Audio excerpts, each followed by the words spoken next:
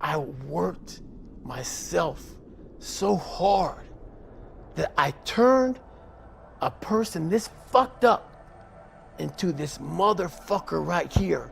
Not off of reading a fucking book off a theorist, off of going to work on myself and saying, I don't know how to do this, but I know that to get over there to that fucking side, I gotta grind myself into a fucking fine powder. And I did it. Hey everybody, welcome to Impact Theory. Our goal with this show and company is to introduce you to the people and ideas that will help you actually execute on your dreams. All right, today's guest is widely recognized as the toughest man alive. The only member of the U.S. Armed Forces to complete SEAL training, the U.S. Army Ranger School, where he graduated as enlisted honor man, and the Air Force Tactical Air Controller training. He entered Bud's Hell Week 3 times in 1 year, completing it twice despite a seriously damaged knee, multiple stress fractures, and a hernia. He served in combat in Iraq, was the bodyguard for the Iraqi Prime Minister, completed an ultra marathon with pneumonia, and once held the Guinness World Record for most pull-ups in 24 hours with 4,030. All in all, he's completed over 60 endurance and ultra-endurance events, often winning or at least placing in the top 5. And when he was asked how he's been able to accomplish so much, he says simply that he hated what he saw in the mirror enough to make a change. Having grown up bullied and abused both physically and mentally, by the time he graduated high school, he was, by his own admission, broken and weak. But instead of accepting that, he turned inward, stopped saying woe is me, and got to work becoming the man he wanted to be. To do that, he learned to embrace suffering and leverage pain as a way to toughen his mind. And the resulting man that he has become and his indomitable spirit has so inspired the world that he has become the one that the driven among us hang on their mirrors as a reminder of just how much is possible. As iconic NFL coach Pete Carroll said, "In my pursuit to understand and learn from the greatest competitors in the world, he is the one that sets the standard." So please, help me in welcoming the man who once ran 205 miles in 39 hours without stopping, the author of Can't Hurt Me, the legend himself, David Goggins. Welcome back, man. Thank you. So I am beyond excited to be doing the second go-around with you. The first one for me was utterly transformational. Just researching you and the way that your mind works. As evidenced by the shirt that I'm wearing, I really am that guy that put your picture up, and it became this reminder of what we can all do if we're willing to push past that pain and all of that. All right. But speaking of pain, I want to know, why is the book called Can't Hurt Me? There's some inside fuck yous to people in there, but it's an overall message to people that we're all, a lot of us are going through a hard time in life. Some people have been bullied. Some people are just stressed out. Some people are insecure. Some people are fat and overweight. And the world puts a lot of this shit in your mind. It's not just you. Yeah, you help it. And my whole thing is about, I had to develop a mindset that was indestructible. I had to armor plate my mind. And it's about what you're saying to yourself, but it also comes with work. So whenever I was getting beat down, physically, mentally, spiritually, whatever I was going through, just saying, I would put, you can't hurt me. Can't hurt me just became a message I would say to myself. And that's just kind of where it comes from. What I find so interesting is your concept of the governor, that basically, I have the chills, that an expert is somebody who's going to tell you what your limits are, rather than the person that's out there practicing getting you beyond the limit. So what is the governor, and how do we strip it out of our lives? I believe that most human beings are only living at about 40% of their capability. So the mind has a governor, like a car.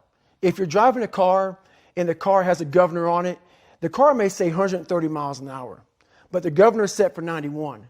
Once that governor sets in, you get to 91, that car starts doing this.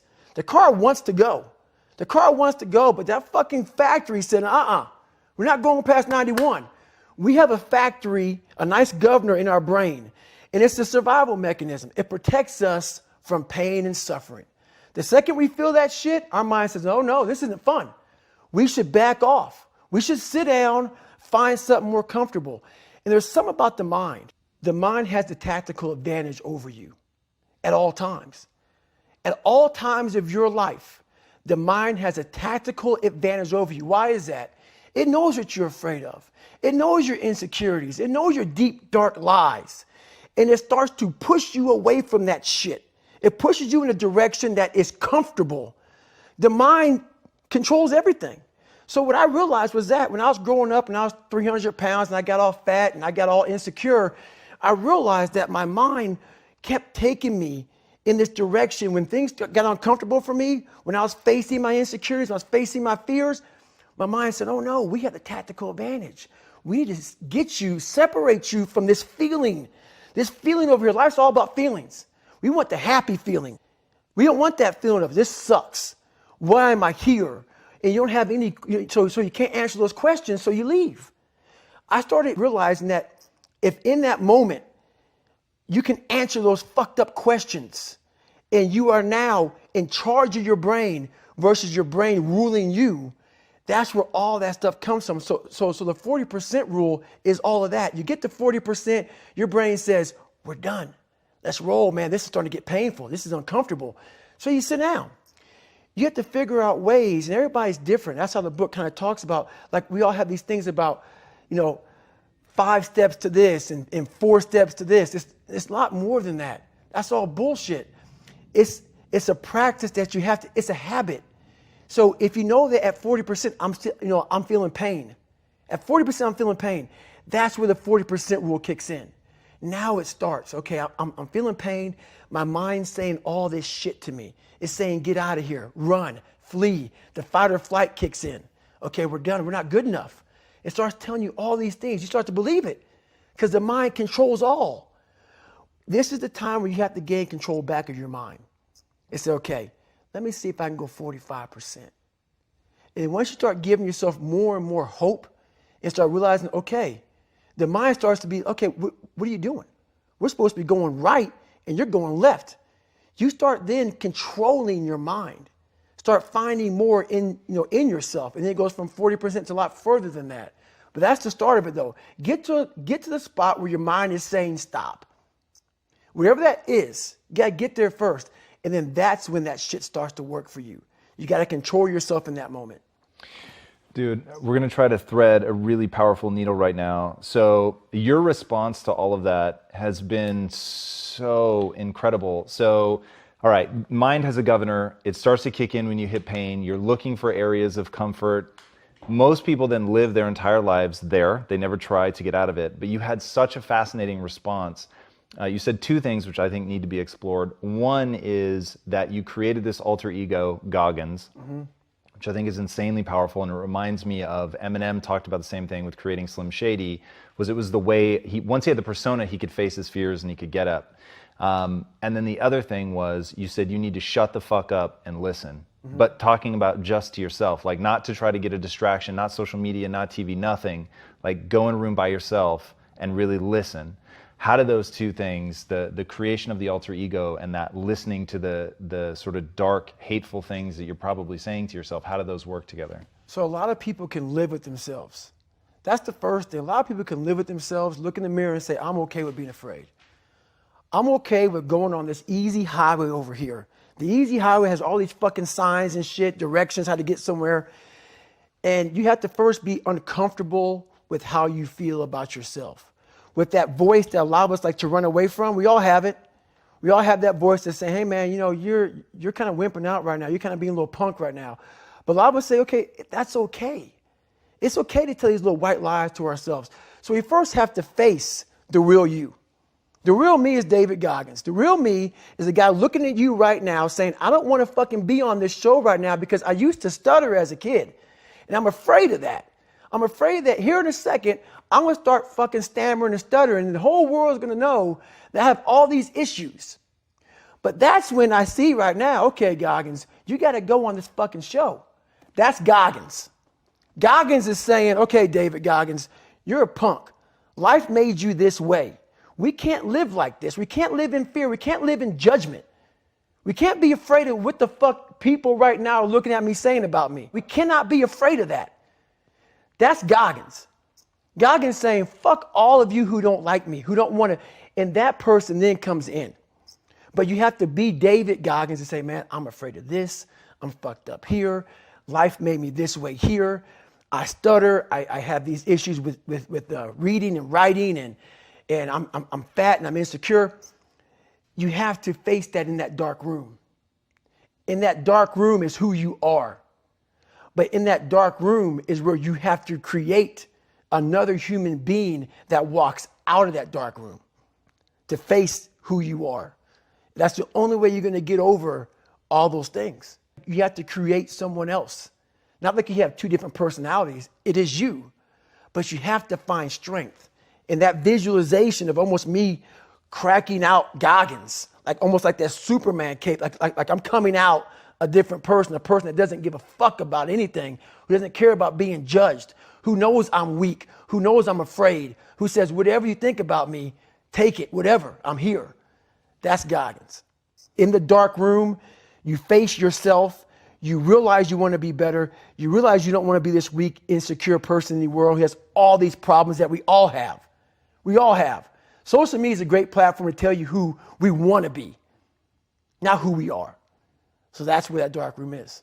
I didn't know if you were going to be able to surprise me today because I know you so well from sitting across from you, from researching you as much as I have, but I just really got emotional as you were going through that because it's so tempting to make you extraordinary as a way to not have to live up to your standard. Like even now, and I don't do it on purpose because I know better than that and I want to be extraordinary myself. But even I find myself getting caught up in that and hearing you just now talk about still being nervous that you're going to start stammering. Like if people really hear that you're the way that you are now, not because you pretend like you don't have those things, but because you face them so fully and that you're able to like look at that, be accountable and talk so raw to yourself, like, dude, that's when like, again, I have the fucking chills because when you think about what any of us are going to be able to achieve in our lives, it's because we finally get willing to look in the mirror and say, you're dumb, you're fat. And I know right now people are freaking out when they hear me say that. But talk to me about raw talk. Talk to me about how you started talking to yourself in the mirror, because if they get this, David, like this is the transformational moment. So in my book, I talk about it a lot. It was my junior year in high school, and I fell back a lot. I fell back in this fucking hole of life. The second you think that you've overcome it and you climbed Everest, you're on that last hold and life will say, not today, motherfucker. And it'll push you down. And my junior year in high school, I missed a whole bunch of school, was lying to my mom, had like a 1 point something GPA. I was just jacked up. I mean, I was in one of the worst spots in my life. And my mom was going through a lot of shit too. And she didn't have time to sit back and baby me. And it was me against me. My pants were down to my knees. I was not, whatever was going on, I was in a bad shape. So I went to the bathroom and I had this weird haircut because I wanted attention. I was an attention getter. I went to an all-white school pretty much. Some of the kids liked me, a lot of them didn't like me, whatever. Didn't fucking matter. I was looking for something. So I would dress differently, crazy haircuts, and I went to the mirror and the reflection in it revealed a lot of bad things. A lot of things that I was hiding behind the saggy pants. And I'm looking at myself in the mirror going like, God, dog, dude, you are something else, man. Like you have created a character. I want to be at the cool guy table. And whatever I could do to get attention, I did. And it wasn't me. It wasn't who I was inside. But I was scared for anybody to know who I was inside. So in that accountability mirror, I call it, I got real with myself. I said, you have a third grade reading level, which is hard to admit when you're a junior in high school that you copied on every single thing you did because of fear they're going to put me in a special school. We all know what special means. I'm going to have a title on myself the rest of my life. And being cool, you don't have a title on yourself. So I started cheating. I was dumb. And people say, oh, you know, you have a learning disability. I had a learning disability, but I realized I was lazy. So I called myself out there. I called myself out every which way possible. I didn't call myself out. I was just honest. I was honest. Look at yourself, man. Look at yourself. And it was that day, and a couple other days after that, I just got real with myself. And every day I came home, I called it the accountability mirror. What am I going to do today to change what I see in this mirror? What am I going to do today? And a lot of it was I stopped sitting with the cool guys. I actually tucked my shirt in and went to school looking like, hey, man, this is how I'm going to look. If you don't like it, so be it. I had to really wear this layer of skin. I had to develop a really calloused skin on me to take whatever you're going to call me, you're going to call me. Whatever I'm going to be, I wasn't a geek, but whoever I am, you're going to see me. You're going to see me for who I am because I need to change who I'm not. And that accountability mirror just became raw. And when I became fat over the years, because I fell back in the hole, I called myself fat because I was fat. And people don't want to do that. They want to say, oh, don't call yourself fat. Don't call yourself dumb. If you're not real and raw with who the fuck you are, nothing's going to change. And in this nice new world that we live in, we want to hear, you're just a little big. No, man, you might be fat. And it's okay to hear that from yourself and from everybody else. So that's where it started at. And it's raw. It gets ugly sometimes with me in that mirror. But I'm also proud of myself to be able to tell myself that and then fix what's in that mirror. That's what hits me. And that's what I really want people to hear is that you can say those things, A, because they're true, and B, because you can fix them. Right. And your whole life has been about addressing those things. Mm-hmm. So walk us through how in the book do you help people start addressing it? Because that's what I think is so powerful about your book. So the first thing about it is once you realize it, and you have to realize it, you got to call yourself out. Addressing it is very small. It doesn't go from like one morning this way, next morning I wake up and presto, 5 steps to greatness. No, it ain't that, brother. You read my book, this is hard work. It's every day, like right now. I had to be honest with you, man. I'm even shaking right now being on this show. I'm a big time introvert. How you address it is you face it. You face it every day. You face it every single day of your life where you say, okay, like if you're fat, you need to lose weight. It's patience. It's patience in this fact of accepting who you are right now. I'm fat. I don't like myself. Accepting the fact that if you lose 3 or 4 pounds, that's a huge accomplishment. You have to live in your own fucking world. You cannot judge yourself. That's why social media and all these things are horrible. You can't judge yourself off of the so-called competition that we have made up in our mind. The things that, how people look, how people act, how smart someone is. This is a race that you run completely alone. And you're all by yourself. I had tons of sticky notes all over my mirror. It wasn't like be better than John or be as fast as whoever. Okay, David, yesterday you did this. Today, our next goal for the week is this. So I had a year goal, weekly goals, daily goals, hourly goals. And the big goal was I lied a lot growing up. I wanted to be accepted. One goal was, let's go one day without lying.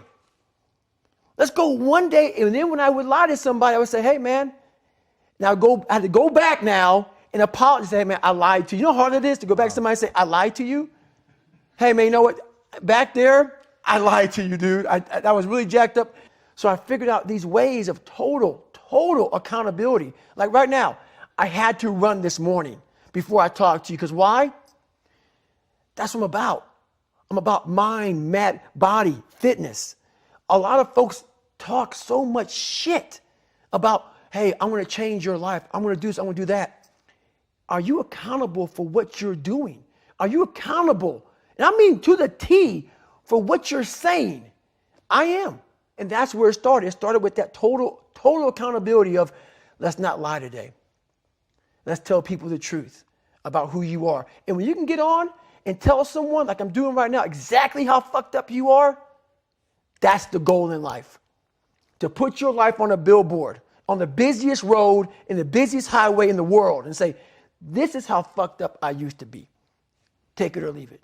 The first time we talked, I didn't really understand why the being called a Niger on your book, and you said that was one of the best things that ever happened to me because the principal told me, oh, they're just ignorant. And you said that in that moment, I realized nobody was coming to save me. And it hit me. Right. But I didn't really understand it till I read the book. And in reading the book, really understanding how one thing after another, from the abuse from your father to fleeing that to your mom being MIA and then thinking she's finally found love, and then the fucking guy gets murdered the day after Christmas. I was like, really, no one came to save you. No. And seeing that now and hearing you tell these stories, I realized like that's the crux of the power. But how did you stop feeling sorry for yourself? When you really sit back at your life and you are in that dark room and you're looking at where you started from and you tell yourself, God, dog, man, my mom is this way. My soon-to-be stepdad got murdered. My dad beat the shit out of me. I can't read and write to save my fucking soul. I've lied about it to everybody. I've cheated on all these tests. My God, man. And then you put a goal in your mind. How are you going to feel, man, when you accomplish this goal coming from that shit? Coming from the fucking hell you came from. A lot of people start from a good starting point. They have a good foundation. What if you can surpass all of these motherfuckers? What if everybody who was fucking way up here started up here, and you started with no legs. You had to grow fucking legs to even start walking, and then crawling, and then running, and then you start passing people with all this given to them. I had to use all this negative shit that was making me weak and horrible as a person. I had to use this as the power that now fueled me. I had to flip it on its head and say, hold up, this might be exactly what I need. The darkness is exactly what I need. It's how you look at your situation. And I was looking at it all fucked up. In the book, you tell people to make a list of everything working against them, every real, valid excuse. Right. Why do you have them do that? There's a lot of power in that list. So in that list of who you are, what makes you fucked up, all these other things, it goes back to, once again, accepting. You have to first accept it before you can fix it. A lot of people walk around, oh man, I'm good. I'm good. No, you're not. You have to accept what you're not. You have to, and people don't want to do that. That's the only way you can fix it. You have to accept it first before you can go on the journey. A lot of folks never even start the journey, man. They never start the journey because they live in this fake life that who they want to be, they act like they are, but they're not because they haven't fixed all this stuff yet. You got to fix this first before we can start our journey in life. So that's why I have them make this list. You fix these problems, now your journey can begin because you no longer care about how people are judging you. When you care more about how someone's judging you, you're going to stay right there. There's no forward momentum. So that's the whole thing about that list. All right, speaking of making that list, accepting where you're at so that you can address it.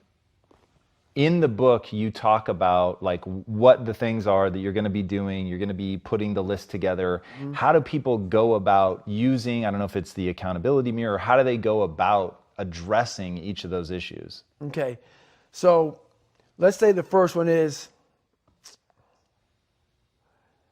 you're not the smartest person in school. I had that issue. So my big thing was how I addressed that problem was I had to sit down.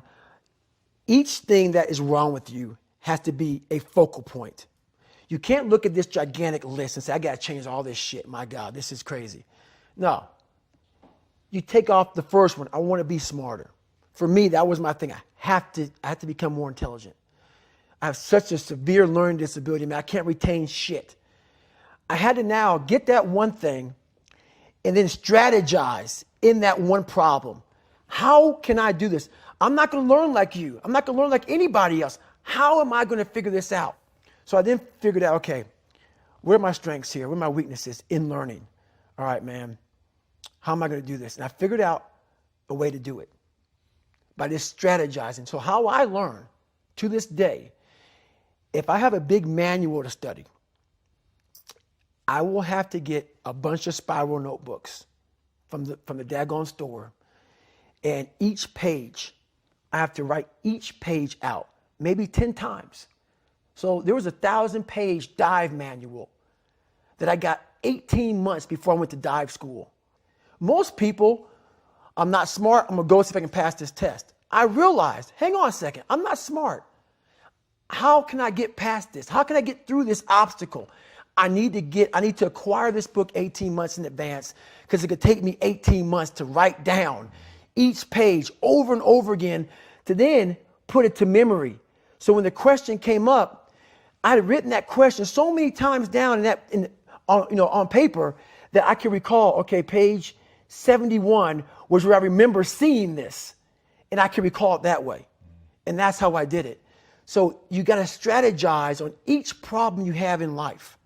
Slowly break down that problem. Don't think about all the problems you have, just one at a time. And before you know it, you fix all these problems, but you cannot focus on all of them. Just on the one thing at a time. There's a concept in your book that it permeates the whole book, and I think really is one of the most important things for people to understand in their own life, certainly to understand you, and it's the notion of detesting mediocrity. Mm-hmm. Talk to me about that. How did you instill it in your life? How can other people instill it in theirs? It's one of the biggest things in the world. A lot of us, mediocrity is everywhere right now. And we're always trying to find an easy way out. And we're judging ourselves. Let's say there's 10 people in this room and we're all mediocre. But I'm the best of the mediocre people. I now think I'm great. I'm great. We surround ourselves around people that make us feel great. They tell us what we want to hear. The second we put ourselves amongst the uncommon people, we don't like that feeling. That challenging feeling of that person who's waking up at 3:30 in the morning and say, hey, put your shit on, we're going for a run.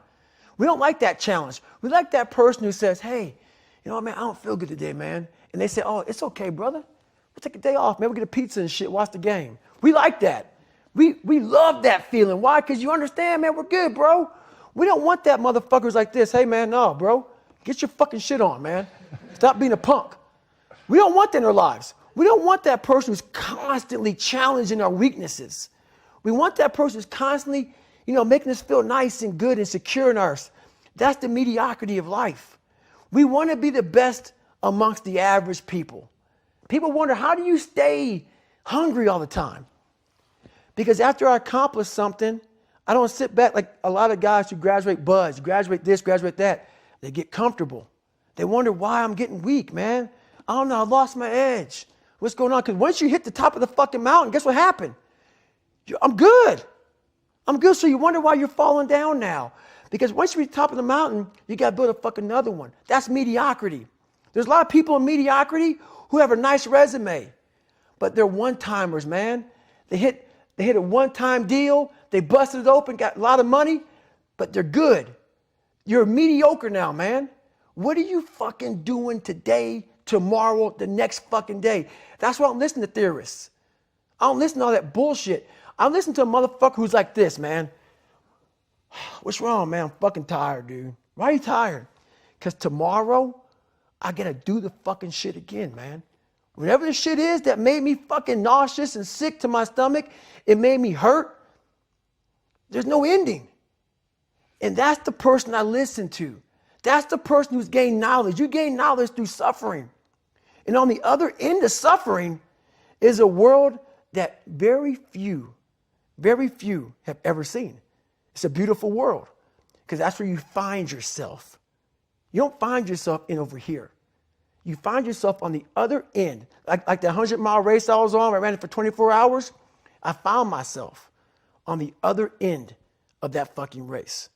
That 19 hours, I found, wow, there's a whole nother fucking world out here that I've never even saw. But the world's in your mind. And that's what all that mediocrity is about. Mediocrity is contagious. Talk to me about not getting civilized. Not getting civilized is about having a savage mentality. Civilized is something where people, it's a comfortable world. A lot of us say, like for instance, I see these athletes right now who retire, I'm 38, I'm 39, I did 20 years at the top of my game, and I'm chilling out now. You see them a year later and how they look. What the hell just happened to you, dude? What the hell? You're one of the greatest athletes of all time. Kids looked up to you. Women, men of all ages looked up to you. and they hit the pinnacle where it's time to retire, and their mind says, whew, I'm civilized. The worst thing that could ever happen to any human being is they become civilized. It's that total accountability. Like even when you retire, there's a motherfucker looking at me and judging me right now, man. I was the baddest person to ever live. It doesn't go away, man. You got to wake up. Even though you retired, you never retired. You're setting the example every single day of your life. And being civilized feels so good. I'm sorry, man. Once you get to the top, you may retire, but you ain't never coming back home, man, because now you're judged. People see you falling off. You want to be that guy who knows I may be retired from the sport or from wherever I did, but I'll be damned if you ever see me looking like shit, feeling like shit, not arriving. People, I've arrived. I've arrived mentality. You're always setting the example. Civilization feels so good. These comfortable feelings are what people want. They want retirement. They want that. They need that. It's a yearning feeling. I want it too. People love putting a label on me about, my God, man, you're just wired different. I'm not fucking wired different, dude. I'm thinking right now, after I got past my stuttering thing, now I'm on a roll, I'm good now. You know what I'm thinking about right now? I got to fucking wake up tomorrow and do the same shit again. I got to leave this fucking interview and go stretch out for 2.5 hours. I hate that shit. But guess what it does though? I'm constantly callousing over my victim's mentality that I once had growing up. Every day you have to do this shit. Because why? When you stop doing it, you don't just maintain it. If you stop shooting a gun, you're not going to be a great shot if you pick a gun up a year from now. The only way to keep from getting rusty is to constantly oil that motherfucking machine. The machine is this. You got to keep challenging it every day. The way that I think about that is very, very similar. And I've got to imagine this is one of the things that makes you one of the most misunderstood humans on the planet is, to me, driving that hard, being that hungry, pushing long after everybody stops, has nothing to do with anybody but myself. And my drug of choice is how I feel about myself when I'm by myself. Mm-hmm. Like, nobody knows how hard I work, mm-hmm. and nobody's ever going to know. Not even my wife is up enough to see how much I really work. Right.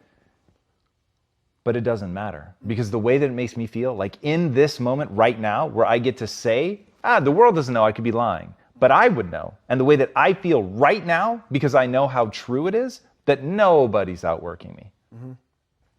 That to me is the juice. And when people understand that what you're fighting to build, the reason that I'm wearing a shirt that says, "What would Goggins do?" The reason that I chant Goggins, like the crowd before we started rolling the camera was chanting Goggins.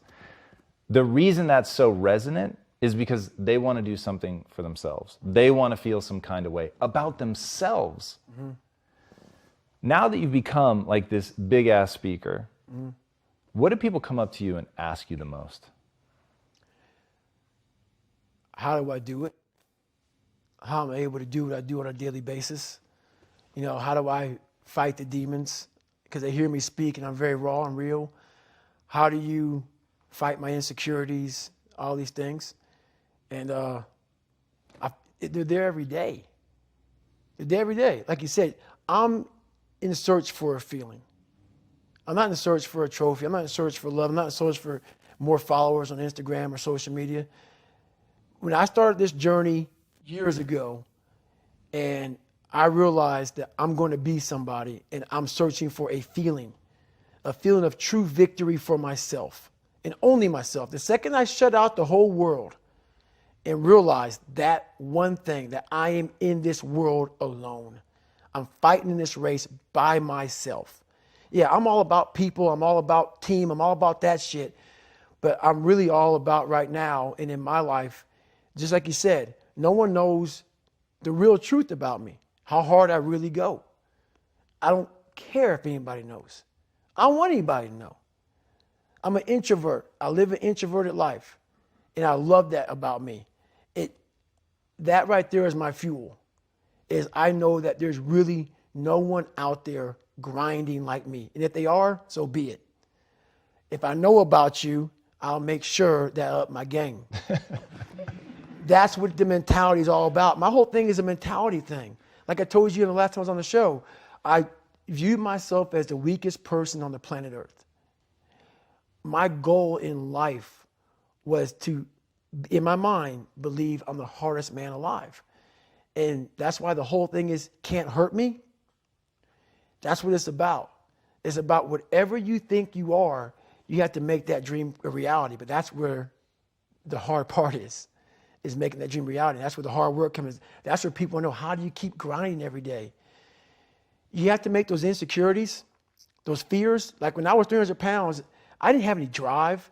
I'm going to go be a Navy SEAL. What kind of stupid shit is that, 300 pounds? There wasn't like a drive to go be a Navy SEAL. I was an insecure, lying kid, afraid. I had to look in my insecurities and in my fear and find drive in that. We're all looking for passion. Passion's all around you. You have a whole fucking stack of it all around you. It's your insecurities, all that shit.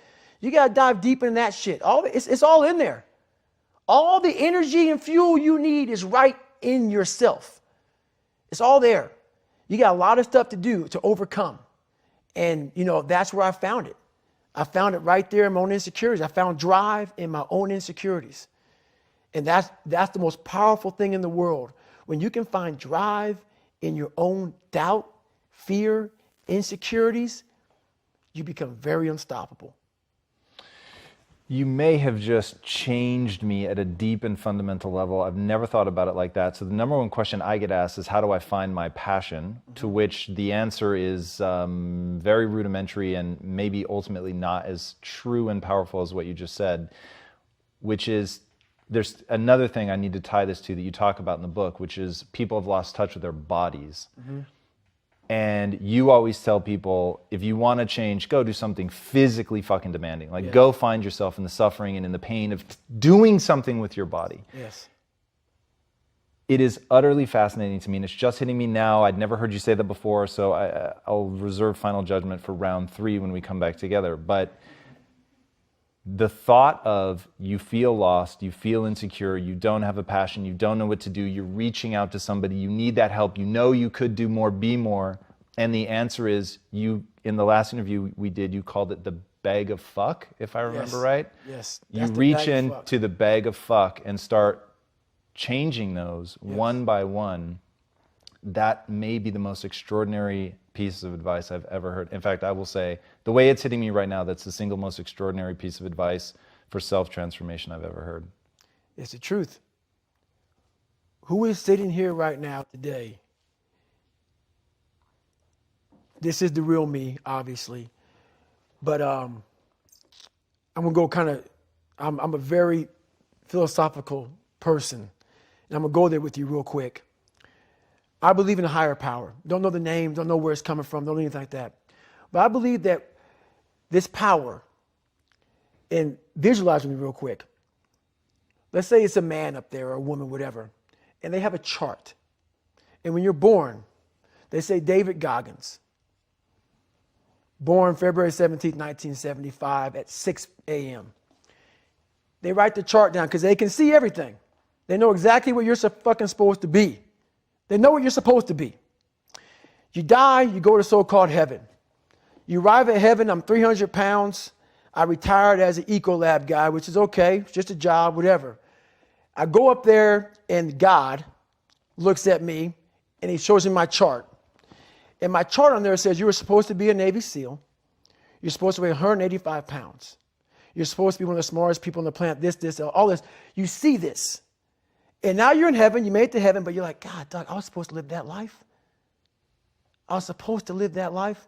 And then you find out that the reason why, because we all think that if we pray on it, if we do this, if we do that, whatever, if we don't work, we just, whatever, it's going to magically happen for us.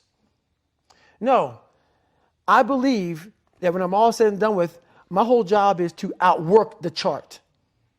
Whatever the fucking chart says about me, the all-knowing power up there, I want to get up there and say, him look at me and say, I know everything.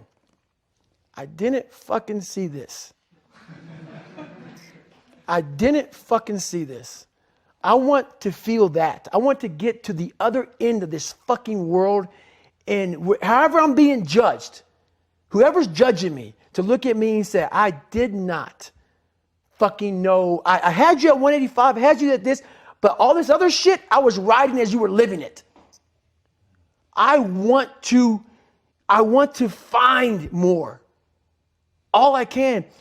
And in that fucking sack of shit, you have to dive in that to find more.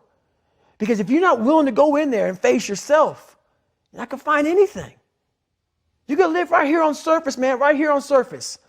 So if there is an ending to this world and there is somewhere to go and there's a judgment, you're going to get there and you might see a chart. And that chart may tell you who the fuck you should have been. And now you get the rest of your life to think about that. Man, I could have lived a much better life if I just would have just suffered a little bit more. If I just would have went in that shit and realized I had so much more. But fear and the 40% and living here versus living here, being afraid, stopped me. So I'm a big guy in visualizing. I'm a big guy in making a world. It may not exist. To me, it does. To me, it does. And I'm overpowering myself every day. And you got to find tools to do that. That's the tool that I use. So that's what it's all about. God damn. You said in the book that the only thing to fear is the man staring back at you in the mirror. I thought that was insanely powerful and seems tied to this. Is there something else to that, or is that what you're talking about? That's all I'm talking about. Like your biggest enemy, the most important conversation you will ever have in your fucking life is the one you have with yourself. You wake up with it, you walk around with it, you go to bed with it. Eventually, you're going to act on it, whether you're good or bad. You have to. That's why the whole thing about this book I have, it's about you. It is about you. It's strictly about you finding who you are. So many people die, live 100 years, never fucking know who they are. Never know who they are. You have to look in that mirror and know there's so much more in here, man. Because I can literally right now be a 300-pound guy spraying for cockroaches still to this day. If I did not look in that mirror and say, there has to be more to this. This can't be it. And then willing to go into it, dive deep into it, and give all I have to find it. So that's what all that's about. In all that you've done and all that you've been through, help me understand, when you were given you did not have a happy childhood. I think that would be very fair to say. When you were given the VFW award recently, and you were listening to people that had impacted you, and you got to your mom, you couldn't even speak. Yeah, it almost chokes me up now. So I got the VFW award for the Americanism Award for military service and giving back. I'm as human can be. That's why what you see is what you get. At that moment when I was giving my speech, and I thanked my uncle for being there, and I got to my mom, it wasn't just about her. It was, I know what she went through. I know what I went through, and we got knocked down so much. I had a moment in front of all these great American heroes where I had a chance. It was like so fast. It went through me like lightning of, I can't believe I'm here. I can't believe I'm getting an award like this. That kid who was in the fetal position the majority of his life. And so much the fact that my body and my hip flexors are tight to this day, that even though I was standing erect, my mind was in the fetal position. And when I looked out amongst all those people, it was a sense of pride that I can't even explain. It's the moments of 3 hell weeks. It's the moments of in that room by myself studying for hours and hours and hours, trying to catch up with all the kids who are above me. It's just those moments, like the real raw moments of life that was like, boom, hit me and we're gone. But I was like, I did that. I overcame that shit. You know, it's like, it's this power behind all that shit. And that's the feeling I was looking for in my life. I found it. It wasn't money, it wasn't fame, it wasn't awards. It was that feeling I have right now. The feeling of I'm about to break down, but it's not of like, oh my God, I'm upset. It's like I worked myself so hard that I turned a person this fucked up into this motherfucker right here. Not off of reading a fucking book off a theorist, off of going to work on myself and saying, I don't know how to do this, but I know that to get over there to that fucking side, I gotta grind myself into a fucking fine powder. And I did it. I did it off of sure will. And very few people will know how that feels. Very few. I love that more than you could possibly know. Before I ask my last question, tell these guys where they can find the book. So the book right now is called Can't Hurt Me by David Goggins. And it's on Amazon right now. It's a raw, real book. It's not a 5-step book. It's a real book about developing habits on how to overcome yourself. And I believe all of us humans have an equation like, pi is 3.14. That's how you solve for that equation. Every human being has a different equation. And there's not like some cookie cutter book of, hey, read this book and you'll be fixed. No, you got to figure out your own personal equation. And once you figure out that equation, you now become a mathematical fucking genius about yourself. And that's what this book does. It makes you a fucking genius about who the fuck you are. And then from there, once you realize 3.14 is pi, you can solve any fucking equation in the world. That's what it's about. I love that. All right. My last question. What's the impact that you want to have on the world? The impact I want to have in the world is for everybody to be able to face who they are. I want to have that kind of impact where you can go on TV. You can put your life on a billboard. You're not ashamed of who the fuck you are. You're not ashamed of what life made you, what you helped life make you. All that shit, all that bad shit that's now in this big pot that's stirring, you're no longer ashamed of it. You realize we're all fucked up. Stop judging yourself against other fucked up people who have hidden it better than you. That's all they've done. They've masked their shit better than you have, and now they're flipping it back on you and saying you're fucked up. I want you to realize that this world, life, is one big head game. And once you learn to play the motherfucking head game, it's no longer a game anymore at all. You can start living your life. I love that. David, thank you so much for coming on.